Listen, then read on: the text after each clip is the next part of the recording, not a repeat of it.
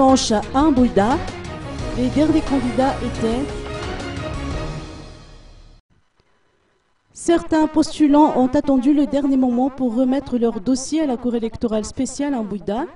En effet, les candidats avaient jusqu'à hier date limite de dépôt de candidature aux élections présidentielles pour déposer leur dossier.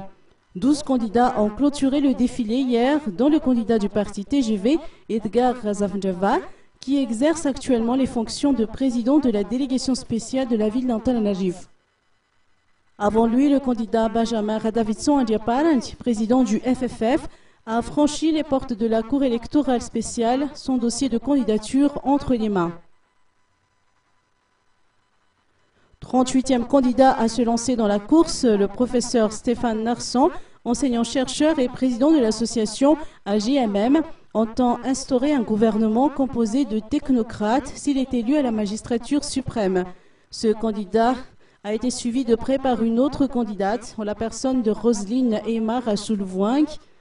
Elle évolue depuis des années dans le cercle des opérateurs pétroliers. Puis ce fut au tour de Fetsan Rakut Andianidine, président du parti RDS, de remettre son dossier entre les mains des membres de la CES. Le cercle éducatif est également représenté avec la participation de William Ratier, fondateur du groupe éducatif ASEM. Il portera les couleurs du parti Patram Gam durant le suffrage.